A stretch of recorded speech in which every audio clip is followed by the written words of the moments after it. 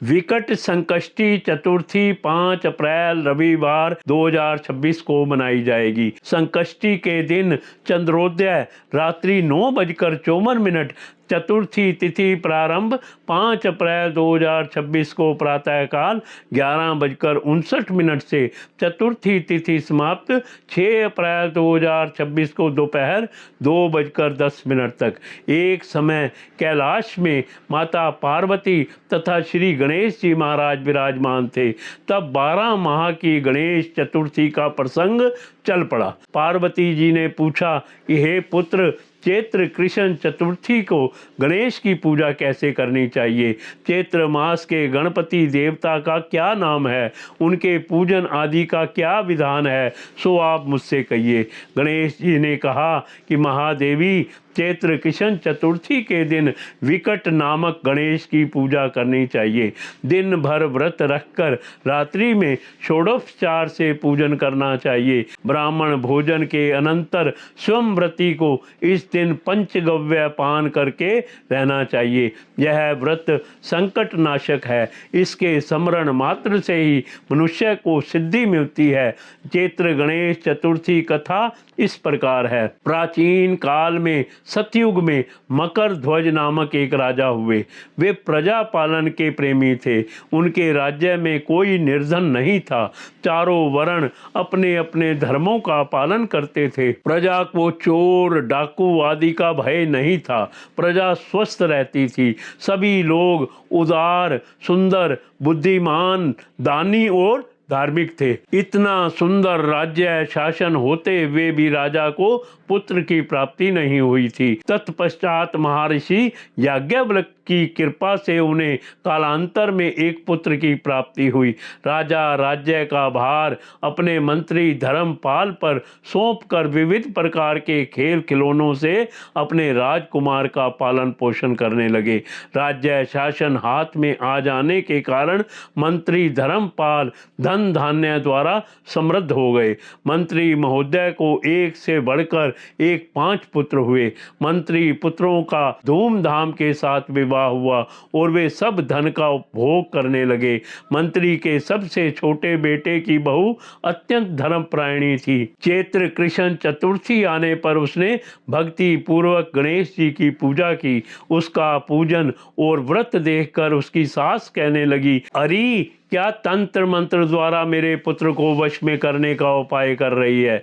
बार बार सास के निषेध किए हुए जाने पर भी जब बहू नहीं मानी तो सास ने कहा, अरे दुष्टा, तू मेरी बात मान नहीं रही है। मैं पीट कर तुझे ठीक कर दूंगी। मुझे यह सब तांत्रिक विचार पसंद नहीं है। इसके उत्तर में बहू ने कहा, हे सासू माँ, मैं संकट नाशक गणेश जी का व्रत कर रही हूँ। यह व्रत अत्यंत फलदायक होता है। अपनी बहू की बात सुनकर उसने अपने पुत्र से कहा, हे पुत्र, तुम्हारी बहू जादू टोना पर उतारू हो गई है। मेरे कई बार मना करने पर भी वह दुराग्रहवश नहीं मान रही है। इस दुष्टा को मार पीट के ठीक कर दो। मैं गणेश जी को नहीं जानती। ये कौन है और इसका व्रत कैसे होता है? हम लोग तो राजकुल के मनुष्य हैं, फिर हम लोगों की किस विपत्ति को ये नष्ट करेंगे?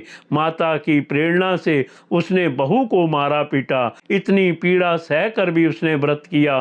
पूजनोपरांत वह गणेश जी का स्मरण करती हुई उनसे प्रार्थना करने लगी, हे गणेश जी, हे जगतपति, आप हमारे सास ससुर को किसी प्रकार का कष्ट नहीं दीजिए।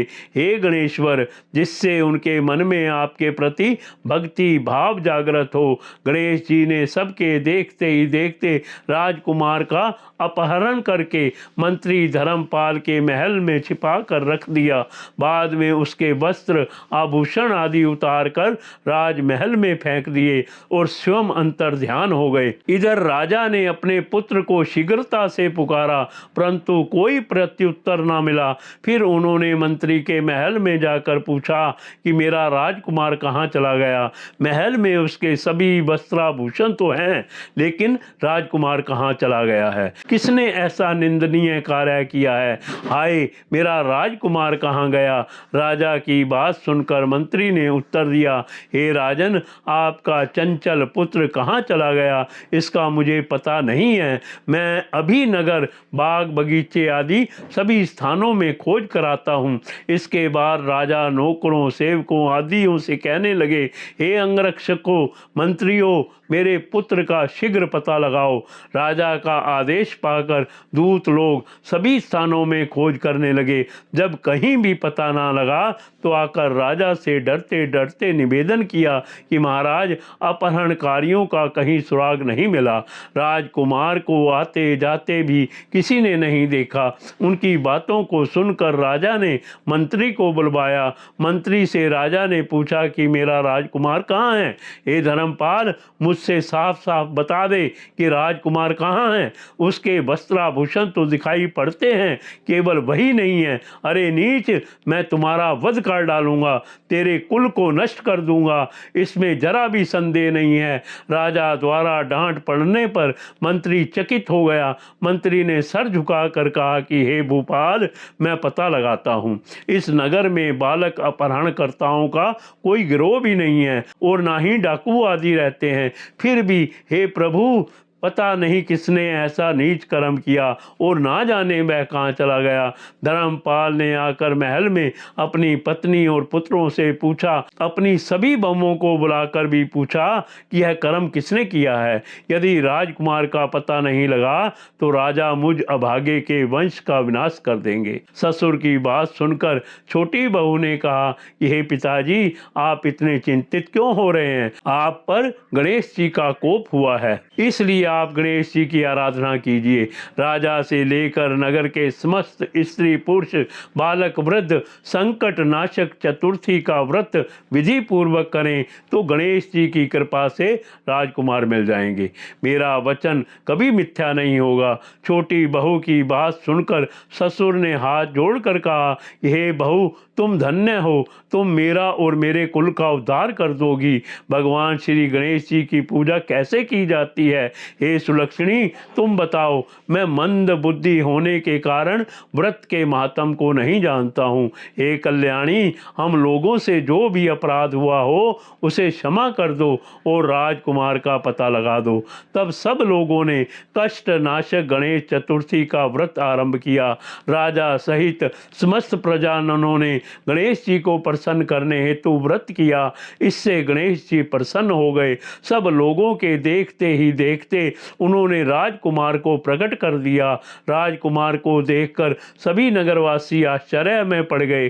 सब लोग बहुत प्रसन्न हुए। राजा के हर्ष की तो सीमा ही नहीं रही। राजा कह उठे, गणेश जी धन्य हैं और साथ ही साथ मंत्री की कल्याणी बहू भी धन्य हैं, जिसकी कृपा से मेरा पुत्र यमराज के पास जाकर भी लौट आया।